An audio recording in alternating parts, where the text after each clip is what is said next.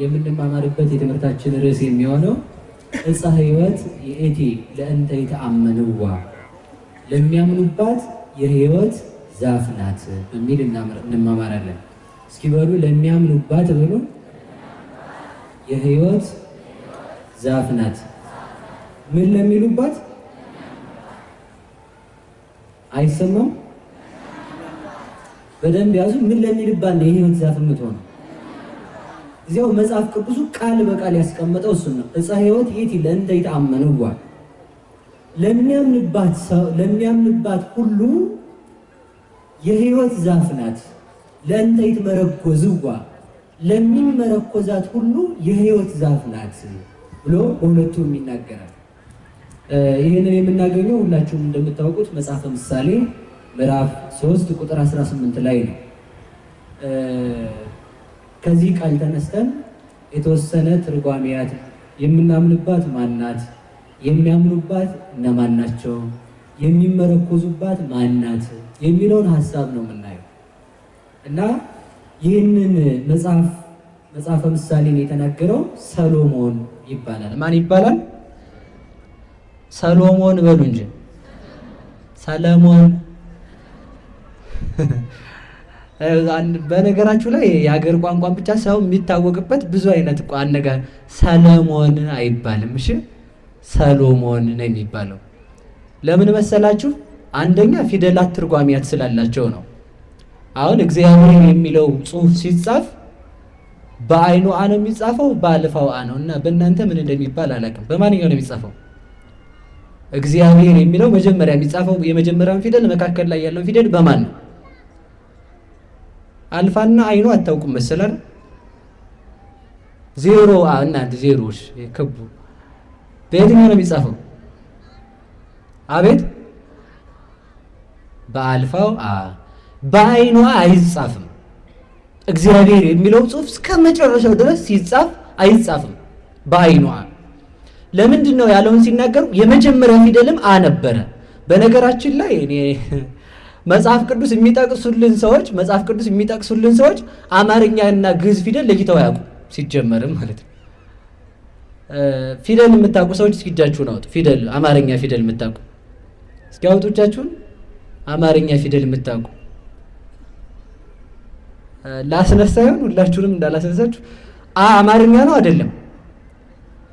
አማርኛ ነው አይደለም? ለእናንተ እንቁላል ነበረ መስጠት ማለት ነው። አማርኛ አይደለም። አማርኛ ፊደሉ የተወሰኑ ናቸው ያሉት።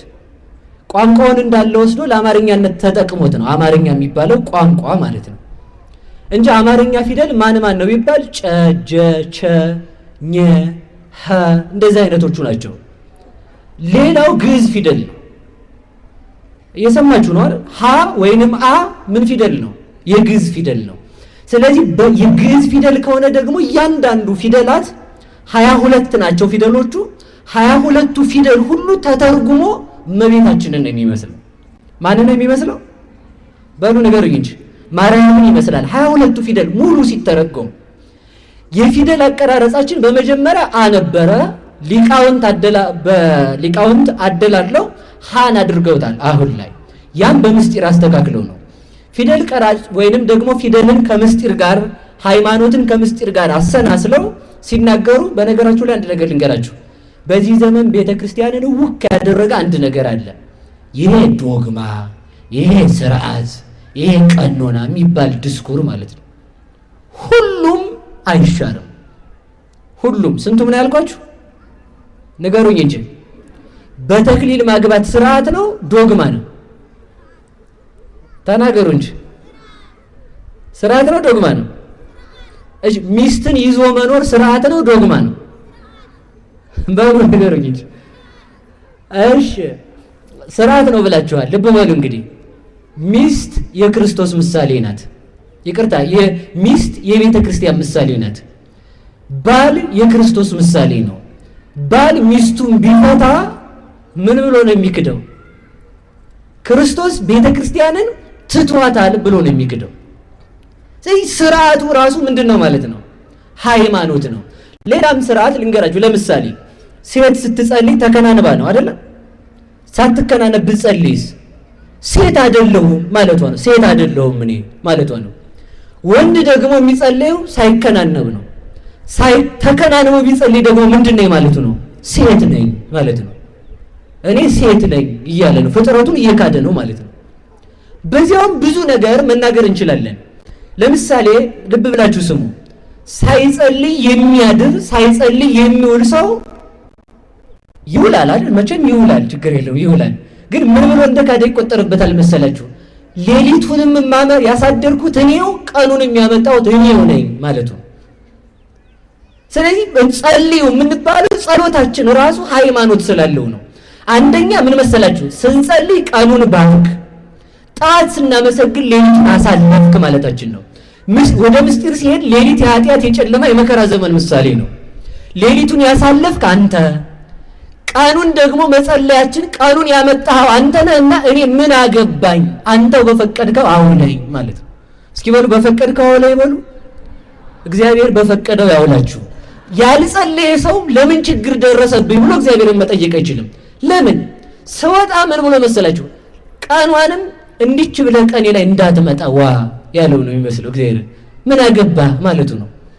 ተኝቶ ሌሊት ህልም ቅዠት አላሳድረው ያለ ሰው መከራውን እያየ እንደው ምን አረኩ ነፍሱ እኮ ምን ጥቅ ብላ ልትወጣ ነው የምትደርሰው፣ የልብ ምቱ ጨምሮ ማለት ነው። ሌሊት ሰው ቅዠት ሲያይ ይነሳል፣ ያማትባል። እንደው ምን ሊመጣብኝ ነው ይላል። ምን ይመጣባ? ምንም አይመጣብህም፣ ችግር የለውም አይዞህ። ግን ያንን ሌሊት ራሱ ተው እግዚአብሔር እኔው ራሴ እበቃለሁ ለሌሊቱ ማለቱ ነው። ከዚህ የተነሳ ተመልከቱ፣ ስርዓታችን ራሱ ሃይማኖት ነው። እስኪ በሉ ሃይማኖት ነው በሉ። ስርዓት ራሱ ምንድነው? ሃይማኖት። አሁን ይኸውላችሁ አንድ የተበላሸ ነገር አለ። እሱ ምንድነው መሰላችሁ? የቤተ ክርስቲያን ስርዓት በጣም እየተጣሰ ነው። አንዱ ምንድነው የተጣሰው? ልብሰ ተክህኖ ላይ መልአክ ቆርጠው የሚስሉ ሰዎች እጃችሁ እንዴት ጨከነ! ስዕል ሲቀደድ እሪ የምትል ህዝብ ልብሰ ተክህኖ ላይ መልአክ ተቆርጦ ልብሰ ተክህኖ ሲሆን የት ሄዳል ነው? የተቆረጠ መልአክ ያለበት ልብሰ ተክህኖ ገዝተህ የምታመጣው አንተው ነህ። ከዚህ መውጣት አንድ ካህን ልብ ብላችሁ ስሙ። አንድ ካህን ቅዳሴውን እየቀደሰ ገባሬ ሰናዩ ካህን ልብ ብላችሁ ስሙ። ስርዓት ነው መቀደስ። ምንድነው? ስርዓት በሉ እንጂ ስርዓት ነው። ቀድሶ ሲያበቃ እንደው ቅዳሴው ላይ እግሩን አሞት ቁጭ ቢል ካደ። ተመልከቱ እንግዲህ ምን ብሎ ነው የካደው? ያ ካህኑ ቀድሶ እስከሚወጣት ያለችው 3ቷ ሰዓት ክርስቶስ በዚህ ዓለም 33 ዓመት ከ3 ወር የኖረበትን ዘመን ነው የሚወክለው። ስለዚህ በዚያ ሰዓት ላይ ካህኑ አለማረፉ ካህኑ ሳይደክመው ቀርቶ ለካህኑ እግዚአብሔር ሳያስብ ቀርቶ አይደለም። ክርስቶስ በዚህ ዓለም ሳያርፍ ሰውን ለማዳን እንደተጋ ነው የኖረው ማለቱ ነው። እተው በሰላም ሳይል አይቀመጥም። ገባሬ ሰናዩ ካህኑ ደክሞት አይ ልቀመጥ ብሎ ቁጭ ቢል ክርስቶስ ይህን ዓለም ዘንግቶ ተረስቶ ተቀምጦ ነበር ብሎ እንደካደ ይቆጠራል ማለት ነው። ሰምታችኋል? ስርዓቱ ራሱ ምንድነው? ዶግማ ይሆናል። ልብ ብላችሁ ስሙ። ለምሳሌ ካህኑም ሲለብስ ልብሰ ተክህኖ ተለክቶ በካህኑ ቁመት ልክ ይሆን ይላሉ። እንደዚህ አጠር ያለ ጉልበቱ ላይ የሆነ ልብሰ ተክህኖ ለብሶ ቢቀድስ ምን ችግር አለው? ምን ችግር አለው? መቼም በስቷል። ምን ችግር አለው? ምን ችግር አለው? አረ እንደዚህ ሆኖ ነበር። ምን ችግር አለው? በተክሊል ባገባ ማለት ነው። ምን ችግር አለው? አግብቼ ፈትቻለሁ፣ እሺ ባገባ ምን ችግር አለው አለች። አረ ተይ እላለሁ፣ ታንቄ ነው የምሞት። እንዲሁ ይጉድ ደውላ ነው እንደዛ ያለች ማለት ነው። ልጅቱ እንዳትቆጭ ማለት ነው። ከሰማሹ እንዳታደርሷት እሺ። እና ሐሳብ ይኸውልህ አይቻልም። እኔ ምንም እንደዛ የሚባል ነገር የለም። ስርዓት ነው። ስርዓቱ ደግሞ ራሱ ምንድነው? ሃይማኖት ነው። ስለዚህ ተመልከቱ፣ ልብሰ ተክህኖ እንዲያ ቢለብስ እናንተስ ብትለብሱት ምን ችግር አለው? ምን ችግር አለው አይደል? እንደው ምን ችግር አለው? እንደው ቄሱን ሁሉ ጎተት ያደርጋል። ቄስ ሄዶ ናማ ይላል። ልብሰ ተክህኖ አይነካም። ቄስ ከለበሰ በኋላ ነውር ነው ብዬ ነው። ስለዚህ ተመልከቱ፣ ልብሱን እንደዚያ ለብሶ ይገባል። ይቀድስ ማን ነው? ልብሰ ተክህኖ እንደዛ ይልበስ ተብሏል። እስከ ምኑ ድረስ? እስከ ቁርጭምጭሚቱ ድረስ ተለክቶ ነው የሚሰፋው። ታዲያ በዚህ ያን ልብሰ ተክህኖ የረዘመውን ቢለብሰው እሱን ዲያቆኑን እንዳይጥለው ሊሆን ይችላል። እናስብሽ፣ እንደዚያ አይደለም። ልብስ የሥጋ ምሳሌ ነው፣ አካል የመለኮት ምሳሌ ነው። አካሉ ረዝሞ ልብሰ ተክህኖ ቢያጥር መለኮት ሥጋን በትክክል አልተዋሃደም እያለን ነው ማለት ነው። እንዳልተዋሃደ አምናለሁ ብሎ ይነግረናል። ስርዓቱ ራሱ ሃይማኖት ነው።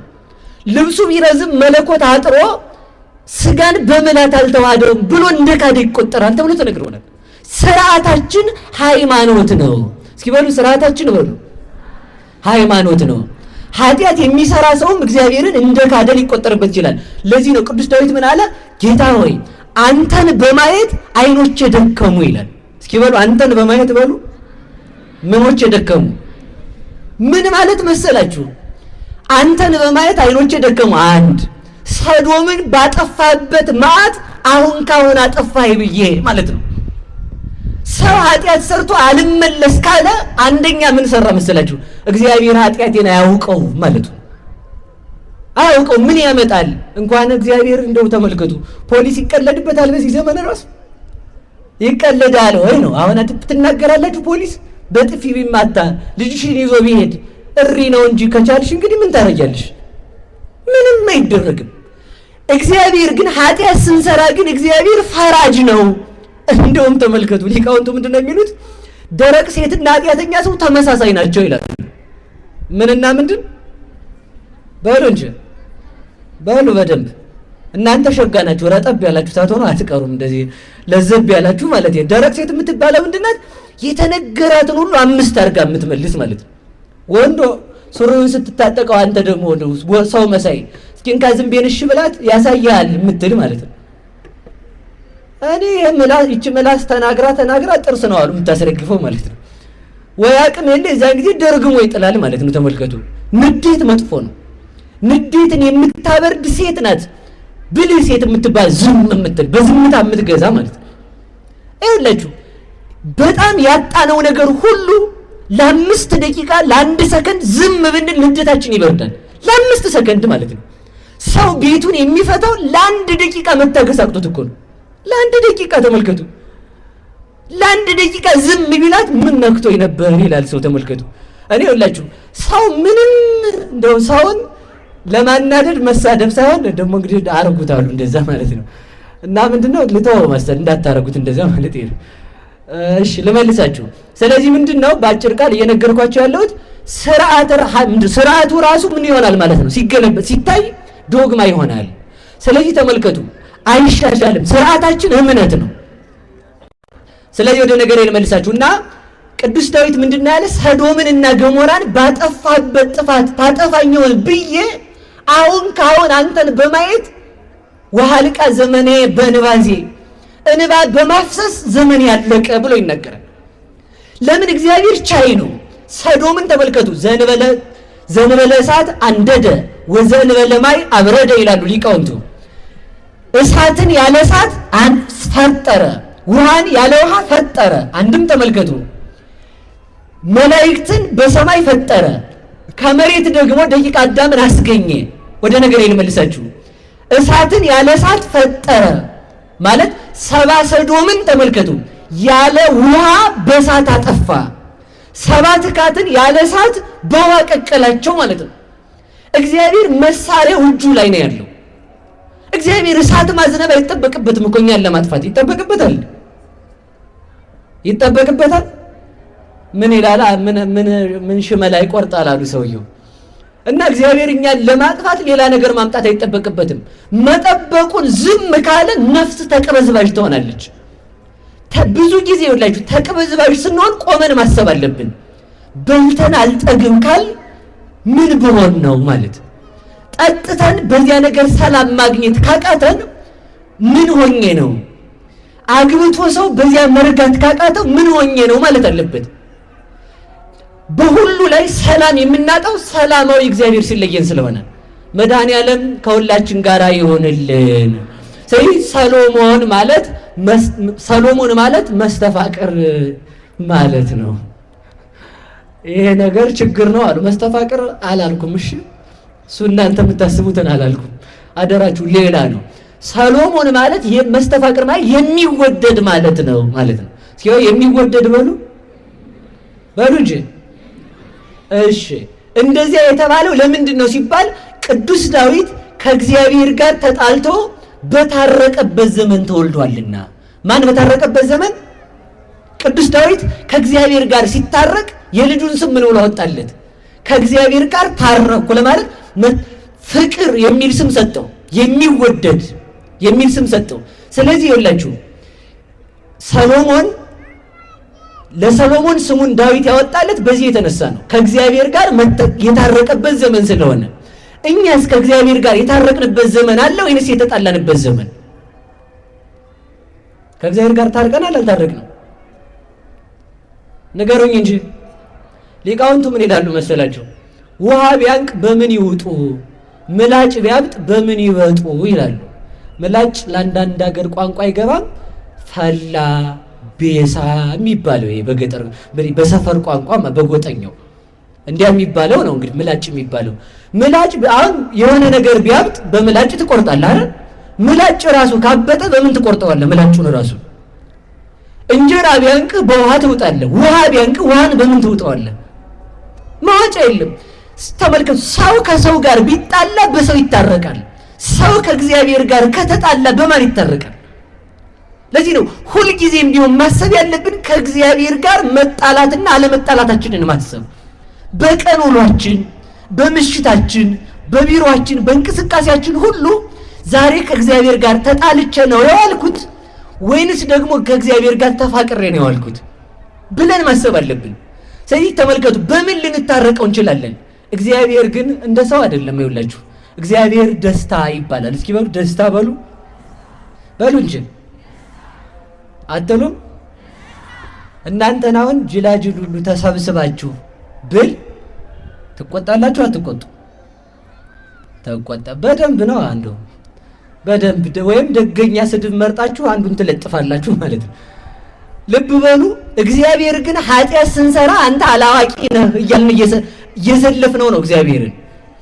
ግን ልብ ብላችሁ ስሙ። እግዚአብሔር ባህሪው አይለወጥም። ምኑ አይለወጥም? ነገሩኝ እንጂ ኃጢአት ስንሰራ ተቀይሞ ቆይ ማናቱን ነው የምለው አይልም እግዚአብሔር። እግዚአብሔር ደስታ ስለሆነ በጽድቅ እንዳለንም እንደወደደን በኃጢአት እንዳለንም ይወደናል። ወይፈቅድ ምክንያት ለድኅን ሰለስቱ ምዕት።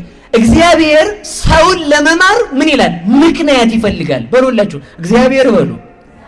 ሰውን ለመማር ምን ይፈልጋል? ሰይጣን ሰውን ለማጥፋት ምን ይፈልጋል?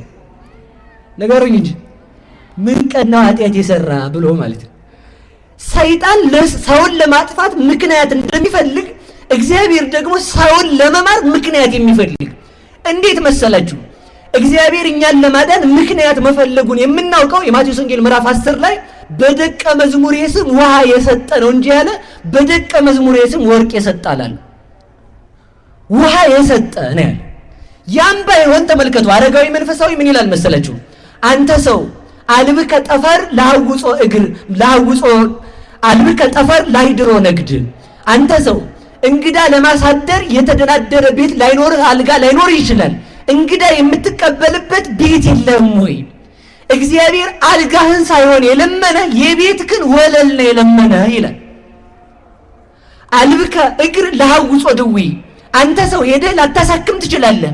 ቢያንስ የታመመ ሰውን ሄደህ እግዚአብሔር ይማርህ እንዳትል እግር እግዚአብሔር አልሰጠህም ወይ? ተመልከቱ፣ አንድ ሰው የሚጠየቀው ተመልከቱ፣ ክርስቶስ ራሱ ሲጠይቀን ምን ብሎ ነው የሚጠይቀን? አላጠገብከኝም፣ በደንብ እንዲሞቀኝ አላረክም፣ መተህ አላስፈታኸኝም አይደለም ያለው። እንግዲህ ምንድን ነው ያለው?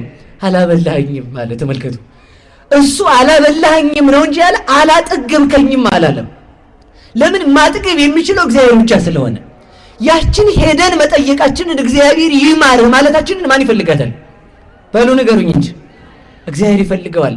ፈልጎ የሚያድነን እግዚአብሔር የተመሰገነ ይሁን። ሰው ነው ተንኮል እየለቀመ የሚርቀው። አይላችሁ ሰዎች አቁስለውን ስለቆሰል ደግሞ እንደገና ይነዳቸዋል። ሰዎች አስከፍተውን ስለከፋን ጨምሮ ይከፋቸዋል። ማለት መከፋታችን ራሱ እንደገና ደግሞ ይከፋቸዋል መልሶ በመከፋት ብቻ ስለቀረን ማለት ነው። ሰዎች አስለቅሰውን የንባችን ምንጭ ሆነው እንባችንን ስላለቀስን ይነዳቸዋል መልሶ። እኛ በወግ እንድናለቅስ እንኳን አይፈቅዱልንም። ምክንያት እየፈለጉ ነው የሚጣሉን። ሰው ካልተነሳልኝ ብሎ አይደል እንደሚጣለው? ሰው በዚህ ቀን ደናደር ካላልከኝም ብሎ አይደል እንደሚጣለው? እስኪ ለእግዚአብሔር አስቡት። እስኪ ስንት ቀን ነው የረሳ ነው? የሚያሳድረውን አሳድረን ሳንለው አድረን እግዚአብሔር አይከፋውም። የማያሳድር ሰው ደህና አደርክ አላሉኝም ብሎ ይከፋል። ተመልከቱ። እንደ እግዚአብሔር ያለማ ማን አለ? በኃጢአታችንም ጊዜ የንስሐ በር የሚከፍትልን ስንመለስም በደሙ አጥቦ ልጆቹ የሚያደርገን እግዚአብሔር የተመሰገነ ይሁን። እግዚአብሔር ምን ይፈልጋል? ምክንያት በሉ እንጂ። እስኪ ጥያቄ ልጠይቃችሁ። አሁን እንግዲህ ከተነሳን እዚሁ ጋር አንድ ነገር ተናግሬ ወደ ትምህርት ልሄድ፣ እዚሁ መቅድሙ ላይ እንዳላድር ማለት ነው። እግዚአብሔር ቤት ስሩ ማለት ቤቴን ስሩልኝ፣ መቅደስ ስሩልኝ ማለቱ ምን ሊያደርገው ነው? ነገሩኝ እንጂ። ሰው እንዲህ ይላል ሲደሰኩር፣ በኑሮ ውድነት እንዲህ ባለው ነገር ልጅ ማሳደጊያ ሳይኖረኝ በዚህ እንትን ሰዓት፣ በሰላም ሰዓትማ ሁሉም እኮ ሰላም ነው። በኖረ ሰዓትማ ውሻና ጅብና ጅብም ይዋደዳሉ። ውሻና ውሻ እንኳን አይዋደዱ፣ ጅብና ጅብ ይዋደዳሉ ሲኖር ማለት ነው። ሰው ለእግዚአብሔር መስጠት ያለበት ሲተርፈው አይደለም። ሲተርፈው ሳይሆን ለምን መሰላችሁ? ቅዱስ ዳዊት ውሃ ጠማው በታመመ ሰዓት። ውሃ በጠማው ጊዜ ምን አለ? ውሃ አምጡልኝ አለ። ከቤተልሔም ውሃ ሄደው አመጡለት። ያንን ውሃ ለእግዚአብሔር መስዋዕት ይሁን ብሎ የጠማውን ውሃ ደፈው። እንዴ ምን አሉ ተርጓሚያን? በሬ ይታረዳል እንጂ ውሃ ይሰጣል ወይ ለእግዚአብሔር አሉ። እስኪ በሉ በሬ ይታረዳል እንጂ በሉ ውሃ ለእግዚአብሔር ይሰጣል ወይ? ይኸውላችሁ ይሄ እኮ ነው ቅዱስ ዳዊት ሁሉ የሱ ነው፣ ንጉሥ ነው። ለእግዚአብሔር መስጠት ያለበት በሬ ነበር አይደለም? እንደዚያ ነው የሚሰጠው። እሱ ግን ምን ሰጠው? ውሃ ሰጠው። በዚያ ሰዓት ያስፈለገው ውሃ ነው። እሱ ደግሞ ያንን የሚያስፈልገውን የሱን ፍላጎት ቆርጦ ላንተ መስዋዕት ይሁን ብሎ ሰጠው ለእግዚአብሔር። እኔ ከዚህ ውሃ አልጠጣም። ለምን? እግዚአብሔር ትርፊን ሳይሆን የሚፈልገው ያለኝን ስሰጠው ያለውን ይሰጠኛል ማለቱ ነው።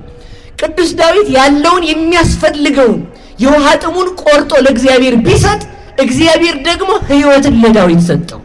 ዳዊት የሚያስፈልገውን ሲሰጥ ለእግዚአብሔር፣ እግዚአብሔር ደግሞ ዳዊት የሚፈልገውን እግዚአብሔር ሰጠው። እግዚአብሔር ለሁላችሁም የምትፈልጉትን ይስጣችሁ። ከዚህ ምንድነው ልትነግረን የፈለገው? እንዲህ የምታከበሰብሰው ልትሉኝ ነው። እግዚአብሔር እሺ ቆይ ጥያቄ ልጠይቃችሁ። ቤተ መቅደስ የምንሰራለት ምን ሊያደርግ ነው? አሁን እግዚአብሔር እዚህ ውስጥ አለ? ጉች ብሎ እዚህ ወንበር አስቀምጦ አለ? እግዚአብሔር እዚህ ውስጥ አለ? እኔ የለም፣ እውነቴን ነው። ግን አለ እግዚአብሔር። ሌላ እንዳትሉ ብዬ ነው ማለቴ። እግዚአብሔር ሰማይ ሁሉ ዓለም ሁሉ በእጁ ተይዞ ዶሮ ይኸውላችሁ እንቁላልን ጥላ በእንቁላል ውስጥ መኖር አትችልም። እንቁላልን በሆዷ ይዛ በያዘችው በሆዷ እንቁላል ውስጥ መኖር አትችልም። እግዚአብሔር ግን ዓለምን ይዞ በያዘው ዓለም የሚኖር እግዚአብሔር ነው። ዓለም እግዚአብሔር ነው እንጂ ለእግዚአብሔር ዓለም የለውም። የዓለም ዓለሙ ሥላሴ ነው። ዓለማት ዓለም ሥላሴ ዛልብክሙ ዓለም እንዳለ ደራሲው። ለዚህ ዓለሙ ሥላሴ ከሆነ ሥላሴ መጥቶ ተወስኖ የሚቀመጥ አይደለም። ቤተ መቅደስ እንግዳ ለምን ስሩልኝ አለ ዘጸአት 25 ላይ። አድርበት ዘንድ ቤተ መቅደስን ስሩልኝ ይላል። እስኪ በሉ አድርበት ዘንድ በሉ። ምንን ስሩልኝ? ስሩልኝ አለ ቤተ መቅደስ። ለምን እንሰራላለን? ወርቁ ያንተ አይደል? በሳት አሰራውን ከፈለክ ደመናውን ግድግዳ አታረገውም? መባረቅትን የቤተ ክርስቲያን ሿሿቴ አታረጋቸውም? አምፖል ከምናበራ ፀሐይን የፈጠርክነ ፀሐይን አምፖል አታረጋትም? ከዋክብትን የአካባቢ የቤተ መቅደሱ ፈርጥ አታረጋቸውም? በአድማስና በናጌብ ዓለምን የወሰንክ የቤተ መቅደሱን አጥር በአለት በጽኑ አለት በአልማዝ በሰምፔር ለምን አታጥረውም ብለን ስንጠይቀው ተመልከቱ። አድርበት ዘንድ በመካከላችሁ ስሩልኝ ያለው እግዚአብሔር ምንድነው? ለምንድነው እንደዛ ያለ? ሁሉ የሱ ሆኖ ከተባለ ከኛ የሆነውን ነገር እግዚአብሔር ስለሚፈልገው። እስኪሆን ከኛ የሆነውን ነገር በሉ ማን ይፈልገዋል? የመጨረሻ አንድ ነገር ልንገራችሁ። የመጨረሻ አሁን ይሄን ጥሩ አድርጋችሁ ሰርታችኋል። ልደታም ተሰርታለች። ግን ለእግዚአብሔር ይበቃዋል? ነገር በደንብ አድርጋችሁ ከዚህ በላይ አቅማችን ስለማይችል ነው እንጂ በእንቁ ነበር የምንሰራለት። ሌላ ተመርጦ ማለት ነው። እንዴ እናንተ ሞኝ ናችሁ መሰለኝ። እንዴ አታዩም? እዚያ በእንትን ባለስልጣናቱ ያሉበት አካባቢ እንዴት እንደሚጠበቅ አላያችሁም? እንዴት ምን አይነት መሳሪያ እንደያዙ። ዞር በል ሰውዬ ተንቀሳቀስ። በርግጫ የሚያፈነዱ ሰዎች ናቸው የሚጠብቁት ማለት ነው እዛ አካባቢውን። የእግዚአብሔርን ቤተ መንግስት ደግሞ ተመልከቱ። እኛ ንቀነው ካልሆነ ቤተክርስቲያን ባለመምጣታችን የሚፈረድበት ለዚህ ነው።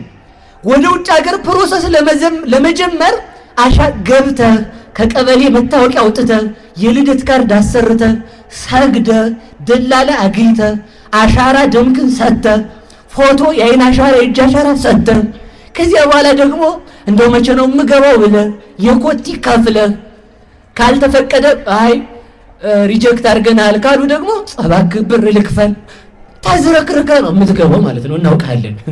እናውቃቸዋለን። መቴን ነው የእግዚአብሔርን መንግስት ለመስራት ምን ያህል መታደል ነው እኮ ነው። ይቺ ቤተ ክርስቲያን የእግዚአብሔር መንግስቱ ናት። በደሙ የመሰረታት ናት። እሱ በደሙ የሰራትን እናንተ ስሩ ማለቱ ምን ማለት ነው? እሱ በደሙ የመሰረታትን በደሙ የገዛትን እንታጥራያ በደሙ ተመልከቱ።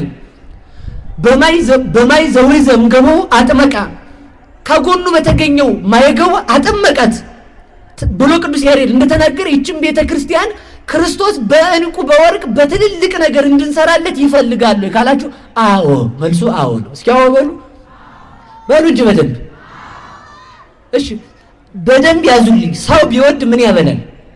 ዳቦ። እንደዛ ቢል ምን ያለብሳል? ልብስ፣ ሸጋ ልብስ። እንዲያ ቢል ምን ይገዛል? ጫማ። እንዲያ ቢል ምን ይገዛል? መኪና። እንዲያ ቢል ምን ይሰጣል? እንደዛ ሀብት ያልፋሉ። እግዚአብሔር ግን ከዚህ ሁሉ በላይ የሰጠን ምንድን ነው? ስጋውን ነው የሰጠን። ለዚህ ነው ሊቃውንቱ ምን ይላል? ክርስቶስ ለምን ሰው ሆነ ያለውን ቅዱስ ኤፍሬም ሲናገር እንዲህ ይላል፣ ሰይጣንን ይዘልፈው ዘንድ ነው አለ። እስኪ በሉ ሰይጣንን በሉ ምን ይለው ዘንድ። ምን ብሎ ዋሽቶ ነበር መሰላችሁ? ሰይጣን አዳም ዕፀ በለስን እግዚአብሔር ነፍጎ ከዛ ምን አለ? እኔ ቅጠል ነው ምነፍቀው አንድ ቀጣፊ ለማለት እንኳንስ ቅጠል ስጋዬን ብሉ ምልቸር ነኝ ብሎ ምን ሰጠለት? እንኳን ቅጠልን ልነፍክ ስጋዬን የማልነፍክ ቸር ነኝ ብሎ ስጋውን ሰጠን። አሁን ደግሞ እኛ ምናችንን እንድንሰጠው ይፈልጋል ካላችሁኝ፣ እኛ የምንወደውን ትልቁን ነገር እንድንሰጠው ይፈልጋል። ለምን? ያን ትልቁን ተቀብሎ ትልቅ ነገር ሊሰጠን ማለት ነው። እስኪ በሉ እግዚአብሔር በሉላችሁ። ሊሰጥ ሲል ይለምናል እንጂ ሕፃን ሕይወታችንን ድንግል ማርያምን ለምኖ ተቀብሏታል አይደል? ለምኖ ተቀበለ። እኔ እውነቴን በጣም ነው የማዝነው ራሱ ሳስበው። እጇ የማትጨብጥ ልጅ ሐና ኢያቄም ስጥት ቢያደርጉት ዓለምን ጎትታ መንግስተ ሰማያት የምታስገባ ልጅ አድርጎ ሰጣቸው ማለት ነው። ቀድሞ እኮ ሐና ነበረች እጇን ይዛ እና በዚህ እያለች ይዛት የምትሄደው ማለት ነው። አሁን ግን ሐናን አዳም ሔዋንን መርታ ገነት የምታገባ ልጅ ሰጣቸው። እግዚአብሔር የሚለምነን ሊሰጠን ሲል ነው። እግዚአብሔር የሚተኛው እንድንቀሰቅሰው ብሎ ነው። ለዚህ እኮ ነው ያረምም ከመዘይ ሰም ያጎነድ ከመዘይ ይሁብ። ተመልከቱ፣ እንደማይሰማ ዝም ይላል፣ እንደማያይ ተመልከቱ ዝም ይላል፣ እንደማይሰጥ ይዘገያል ይላል። ተመልከቱ፣ እግዚአብሔር መርከብ ውስጥ የተኛው ለምንድን ነው? እስኪ መልሱልኝ። ወልድ ኢየሱስ ክርስቶስ መርከብ ውስጥ የተኛው ለምንድን ነው? ነገሩኝ እንጂ ቀስቅሱኝ ብሎ ነው የሚባለው። እስኪ በሉ ቀስቅሱኝ ብሎ በሉ። ጎበዝ ተንጫጫችሁ ነው ያላቸው ሐዋርያትን። ቀስቅሱኝ ማለቱ ነው። እግዚአብሔር ከኛ ምን ይፈልጋል ማለት ነው? ሞገዱ እየመጣ ነፋሱ እየነፈሰባቸው እያወቀ ነው እንደመለኮቱ። እንደ ሰውነቱ ደግሞ አንቀላፋ። እንደ ሰውነቱ ለምን አንቀላፋ ካለ እኔን ቀስቅሱኝና ጸጥ አድርግልንም አይበሉን በሉን። ሐዋርያት ክርስቶስን አድነነ ከመይንሙት ሲሉት ተንሥአ ወገሰጾሙ ለነፋሳት። ተመልከቱ፣ ተነሳ ነፋሳትን ገሰጻቸው። ወኮነ አብይ ዛሂን፣ ታላቅ ጸጥታ ሆነ። አንከሩ ተመልከቱ፣ መኑ ውእቱ ዘይትዔዘዙ ሎቱ። ተመልከቱ፣ ነፋሳት ባሕር ሞገድ የሚታዘዙለት ይሄ ማን ነው ብለው ክርስቶስን አደነቁት። ስለዚህ ተመልከቱ፣ ባለጸጋ ሆኖ ሳለ ይለምናል። ለምን? ሊሰጠን ሲል። አዋቂ ሳለ ንገሩኝ ይላል። ለምን? እኛ ሄደን ስንቀሰቅሰው ጎሽ ልጄ ብሎ እምነታችንን ሊያጸናልን ምናችንን ይፈልጋል? ፈቃዳችንን ማለት ነው። እያወቀ ይጠይቃል፣ እየሰማ ዝም ይላል። እግዚአብሔር እንደማይሰማ ማለት ነው። ስለዚህ ምንም ይፈልጋል ከተባለ የኛን ነገር ይፈልጋል። የማን ነገር? ስለዚህ የመጨረሻው ምንድነው ላችሁ የፈለኩት? እንቁ እንኳን ብንሰጠው ምን ማለታችን ነው? ጌታ ሆይ ላንተ ይሄን ሰጠን ማለታችን ነው። በሉ እስኪ በሞት ያፈርሰው። ጌታ ሆይ በሉ ላንተ ይሄን ሰጠን። ምናችሁን ሰጣችሁ? ምናችሁን? እኔ አሁን ሙልጭ አድርጋችሁ አምጡ አላልኩም። አዛኘን እውነቴን ሌላ ቀን እንድታስቡት። አሁን ስጦታ የሚባለው ብር ብቻ አይደለም። አሁን ሰው ምን ያደርጋ መሰለችሁ? ሱሪ ታይ ስትባል ሴቲቱ ይህን ያህል ማካበድ፣ ኧረ እባክሽ የምትወጂውን ነገር ለእግዚአብሔር ብለሽ ታይ ነው እኮ። ብትለብሺ ባትለብሺ፣ መቋጠሪያ የጠበበው ብትመሲ ባትመሲ፣ እግዚአብሔር ምን ታረጊለታለሽ? ምንም። ያን ማክበራችን ግን አንተ የመረጥክልን ነው የሚያምርብን እላችሁ። እሱ ያዘዘንን ስናደርግ ምን ማለታችን መሰላችሁ? ላንተ ብለን የእንተውን ማለታችን ነው። እስኪ በሉ ላንተ ብለን በሉ የእንተውን። ባልና ሚስት የሚጣሉት እንደማን ሲያስቡ ነው? እንደራሳቸው ሲለቃቀሙ ነገር ይጣላሉ። ትዳር አንድ የሚሆነው እንደ እግዚአብሔር ለእግዚአብሔር ብዬ ተውኩት እንደው በሞት። ይሄ ነገር እኮ በጣም ድንቅ እኮ ነው። ለማን ብሎ መተው? ለእግዚአብሔር ብሎ መተው። ለእግዚአብሔር ብሎ መብላት፣ ለእግዚአብሔር ብሎ እንግዲህ እችን ከያዘ ሰው አያስቀምጥም። ሰው ካት ማድረግ ለምዷል። እንደዛ አይደለም። ቅዱስ ጳውሎስ ምን የበላም ለእግዚአብሔር በላ፣ ያልበላም ለእግዚአብሔር አልበላም። እስኪ በሉ የበላም በሉ ለማን በላ? ያልበላም የሚበላም ለእግዚአብሔር ብሎ ነው ሰው ማለት ነው አይደል? እንደዚህ አይደለም። እሺ ይሄ እንደዚህ በፍጹም አይደለም። ወእግዚአብሔር ይስሮሙ ለክሬሆሙ፣ እግዚአብሔር ወድንም ተሸካሚውንም ምግቡንም ያሳልፋል። በሚጠፋ ምግብ ምን አትበል እግዚአብሔርን አትጣ ማለት ነው። ግን ይኸውላችሁ የሚበላ ለእግዚአብሔር በላ ማለት ገዳም ውስጥ መነኮሳት እየበሉ ስራ መስራት አለባቸው። ካልሰሩ ገዳሙ ይፈታል። ስለዚህ ግዴታ መቁነናቸውን ተቀብለው ምሳቸውን ይበላሉ። ደግሞ ተባይተው የያዙት ገዳሙ ውስጥ በብቃት ያለ ምግብ የሚኖሩት ደግሞ ሳይበሉ እየጸለዩ ማንን ይጠብቃሉ? እዚያ ጋር ያሉትን መነኮሳት። አያችሁ፣ እነዚያ መነኮሳት የበሉት ስጋቸው ደግሞ መስራት አቅቷቸው ገዳሙ እንዳይፈታ ነው ማለት ነው። ይሄ ነው ለእግዚአብሔር በላ ማለት። የጾመም ለእግዚአብሔር ጾመ ማለት እዛ ጋር ቆመው የሚጸልዩት ደግሞ ደቀ መዛሙርታቸውን ለመጠበቅና ለሀገር ምሕረት ለመለመን ነው። ተመልከቱ፣ ይሄ ነው የበላም ለእግዚአብሔር በላ ማለት።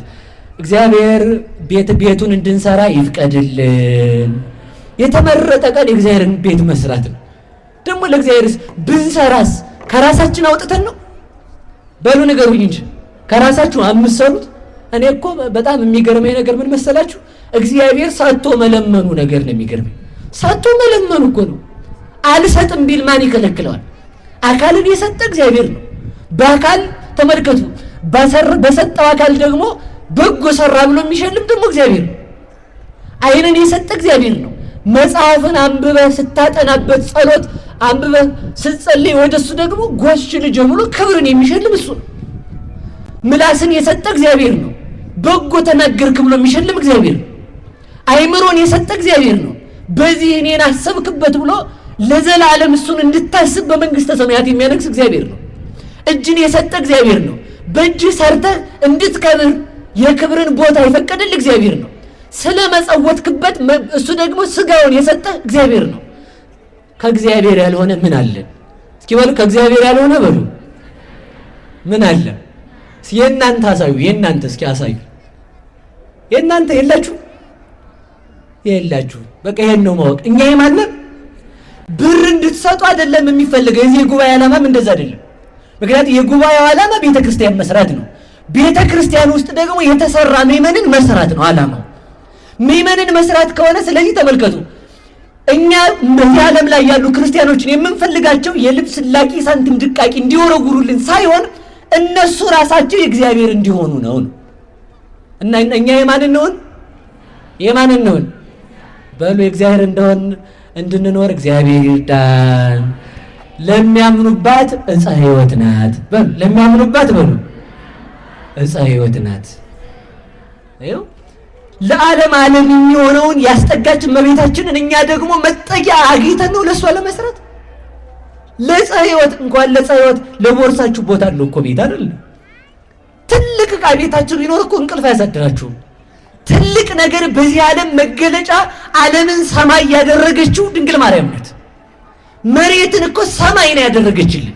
ሰማይ ተመልከቱ፣ ሰማይ የሚኖረው እግዚአብሔር መሬት ከመጣ ሰማይ መሄድኔ ለምን ይላል። ተመልከቱ፣ ደራሲው እንዲህ ይላል፣ ኢይትሜነዮ ለታቦር እስመ ታቦር አነ። እኔ ደብረ ታቦርን አልመኘውም፣ እኔ ራሴ ደብረ ታቦር ነኝ ማለት ደብረ ታቦር ብርሃነ መለኮቱን የገለጠበት ቦታ ነው።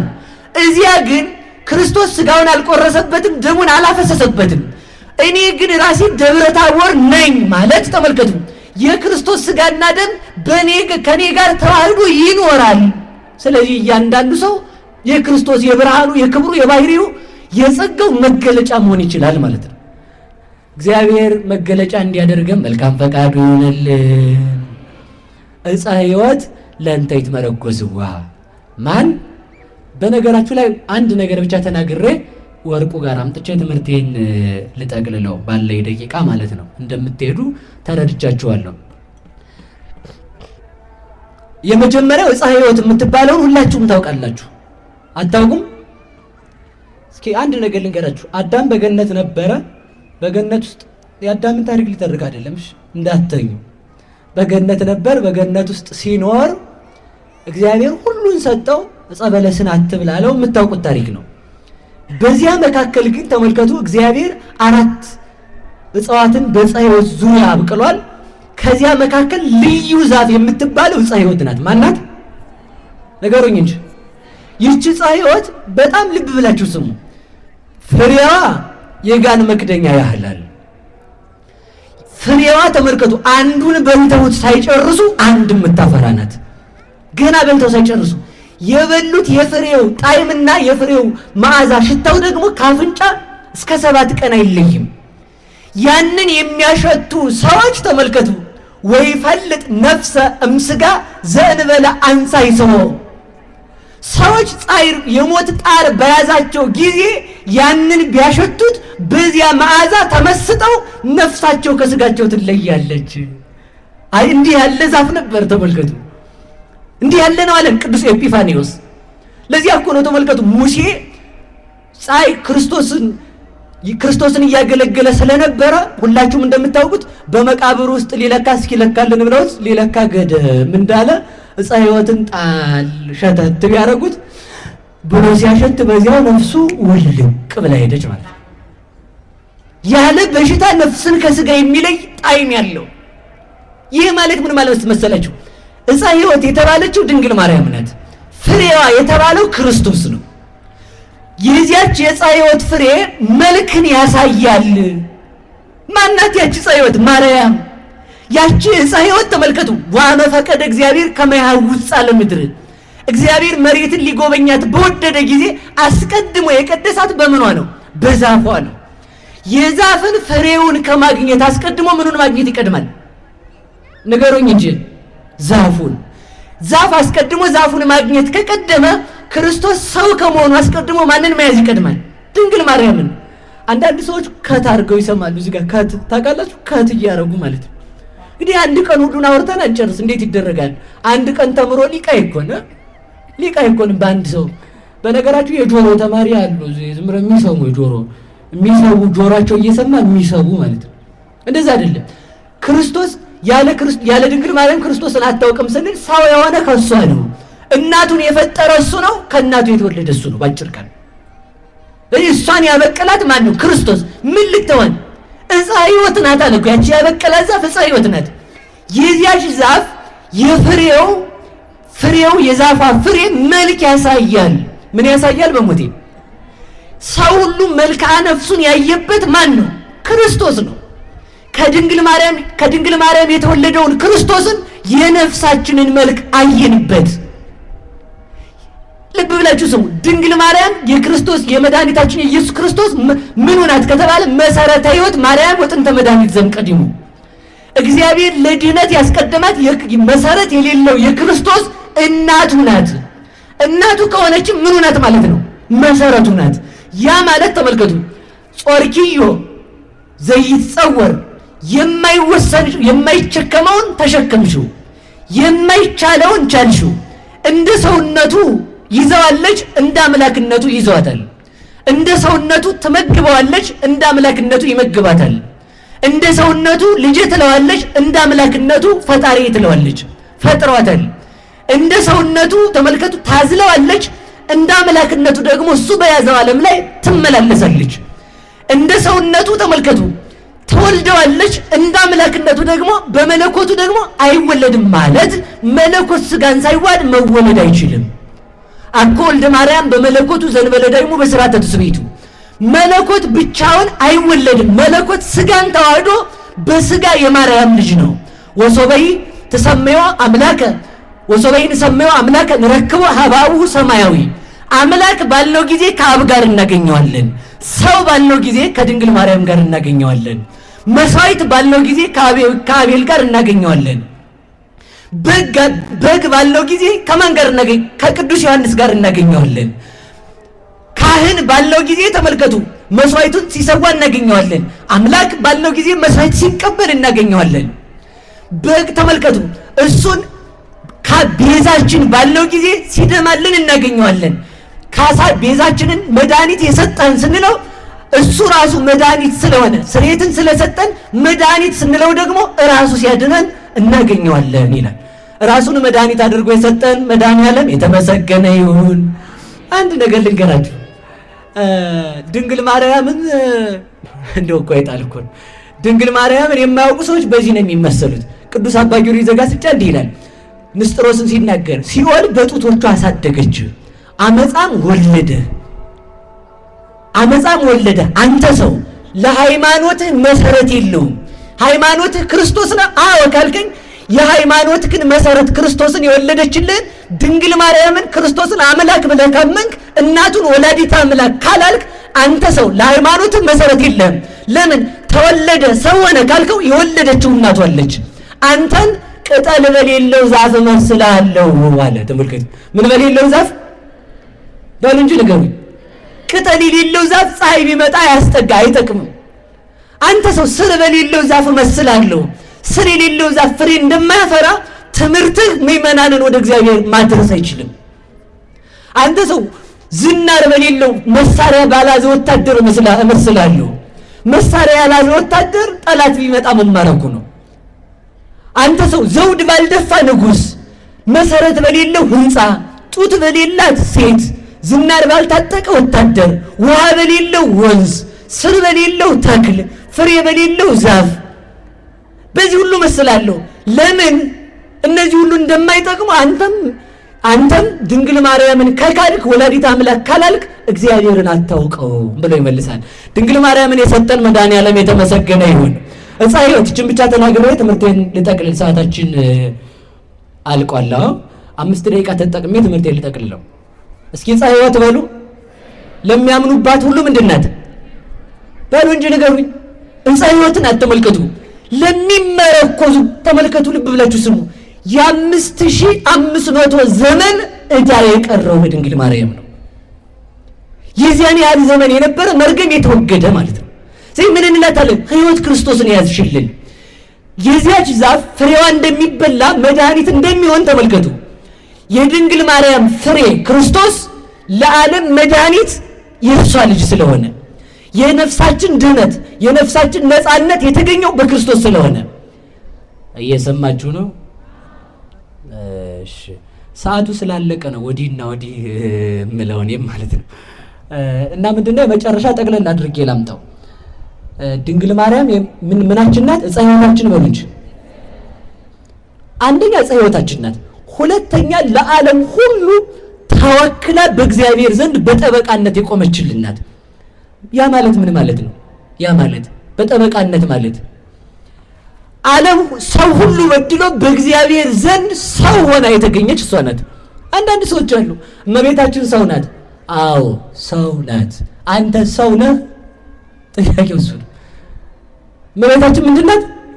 እኛ መልአክ ናት እኮ አለ። አዎ ሰው ናት። አንተ ሰው ነህ ወይ ነው? አይደለም እንስሳ ነህ ማለት ነው። ሰው እንስሳ ሆኖ እየኖረ ማርያም ሰው ናት። ሰውነት እኮ የክብር ስም ነው እንጂ የውርደት ስም አይደለም። ስለዚህ ተመልከቱ ምን እንላታለን ማለት ነው? በእግዚአብሔር ዘንድ ምን የሆነች መመኪያ የሆነችን ለባህሪያችን መመኪያ የሆነች ለሁሉ ሰው ድህነትን የምታሰጥ እመቤታችን ናት። እሷን የሰጠን እግዚአብሔር ይመስገን። ለምን ወድቀው ምርኩዝ ተመርኩዘን የምንነሳባት፣ ለሚርበን ክርስቶስን የምትሰጠን ህብስት ያለባት መሶብ፣ ለጠማን መድኃኒት ለጠማን ጽዋ ሕይወት ክርስቶስን የምትሰጠን፣ ለተራቆት ነው ልብስ ልጇን የምትሰጠን፣ ሀገር ለሌለን መጠጊያ የምትሆነን የነገርላትን ሁሉ የምትሰራልን ድንግል ማርያም ናት። እሷን የሰጠን እግዚአብሔር ይመስገን። ታዲያ እንግዲህ እሷ በተሰጠችን ዓለም ላይ ነው እኛ እንደ ድመት እየሆንን የኖርን ያለ ነው። አንድ ነገር ብቻ ነግራችሁ ልጨርስ። ምንድነው ሰው እንደምን ይው? እስኪ ጥያቄ ልጠይቃችሁ። ድመት አይጥን ትበላለች አትበላም? አይጥ ደግሞ ከድመት ይሸሻል አይሸሽም? ድመት በዓለም ላይ ከምታስደንቅ ፍጡር አንዷ ድመት ናት። ምኖቿን የምትበላ? ልጆቿን። አስባችኋል? ሁሉም ላይ በላይ ግን ድመት ምን ትበላለች? ልጇን። ልጇን የምትበላ ማነት? ባሉ ነገሩኝ እንጂ ልጇን እኮ ነው የወለደችውን የተሸከመችውን ያማጠችውን እኮ ነው። ልጇን የምትበላ ድመት ናት። ሀገራችን ልጆቿን እየበላች ነው አይደለም? ሰምታችኋል? አልሰማችሁ? እየበላች ነው ማለት ነው። ሰው እንዴት አምጦ የወለደውን ልጅ እንዴት ይበላል? የምታሳድጋቸውን ልጆች እንዴት ትበላለች? ተመልከቱ፣ በደንብ አድርጋችሁ ስሙኝ። አይጥ ድመት አይጥን የምትበላው ለመኖር ነው። አይጥ የሚሸሸው ደግሞ ለመኖር ነው። ሁለቱም ለምንድን ነው የሚኖሩት? በሉ ንገሩኝ እንጂ። አይላችሁ ወጥመድ እህል አየ አይጥ። ወጥመዱ ሊገባ ሲሄድ ከወጥመዱ ተፈናጥሮ ሳተው። ከወጥመዱ ሲያመልጥ ወደ ውጭ ወጣ። ውጭ ሲወጣ ድመት ተጠብቀዋለች። ከድመቷ ሸሽቶ ጉድጓዱ ሲገባ እባብ አፉን ከፍቶ ተቀምጧል። ወዴት ይሄድ? ትሰማላችሁ? አሰሙ። በዚህ ላይ ነው ያለነው። አሁን ከቤት የሚባለው ከቤታችን ከቤተ ክርስቲያን የሚያስወጣ ኃጢአት አለ፣ ምንፍቅና አለ፣ ዘረኝነት አለ፣ ሆድ አለ፣ ፖለቲካ አለ፣ ብዙ ነገር አለ። የግል ጥቅም፣ ስብሰባው የግል ጥቅም ፍለጋ ነው። ተኩሱ የግል ጥቅም ፍለጋ ነው። ስልጣኑ የግል ጥቅም ፍለጋ ነው። ትዳሩ የግል ጥቅም ፍለጋ ነው። ያላትን ያለውን የሚያገባ ለዚያ ነው። ከዚህ ውስጥ ምን ያሳድደናል ሲባል ወጥመድ። ከዚህ ወጥመድ አምልጠን ስንወጣ ደግሞ ምን ይጠብቀናል? ምን ይጠብቀናል? ዘረኝነቱ ይጠብቀናል ውጭ ላይ። ከዚያ አምልጠን ስንሄድ ደግሞ ወደዛ ስንሄድ ደግሞ ምን ይጠብቀናል? መቃብር ይጠብቀናል። ስለዚህ ልብ በሉ። ለዚህ መድኃኒቱ ማን ነው ከተባለ ድንግል ማርያም ናት። እስኪ በሉ ድንግል ማርያም በሉ። መድኃኒቱ እሷ ናት። ከሞት ያመለጥነው በእሷ ነው። አንድነትን አይተናልና ከፖለቲካን ከዘረኝነት ከጎጠኝነት የምንወጣውም ሁላችሁ የማን ልጆች ናችሁ? በሉ ነገር የድንግል ማርያም ልጅ እና ወንድምክን አትግደላ። እንግዲህ እንደዛ ከሆነ ወንድም ይገደላል። የአንድ እናት አባት ልጆች እንዴት እንገዳደላለን? አንድ ክርስቶስ አባታችን፣ አንድ ቤተ ክርስቲያን እናታችን፣ አንድ ድንግል ማርያም ንግስታችን ናት። ስለዚህ በአንድነት እንድንኖር መድኃኔዓለም ይርዳን። የወደቀ ሁሉም ይመረኮዛት አለ። ከመቃብር የምንነሳው በልጇ ስልጣን ስለሆነ ተነስተን በቀኝ እንድንቆም ድንግል ማርያም ታድለን። ያስተማረን የመከረን አምላክ የተመሰገነ ይሁን። ይቆየን።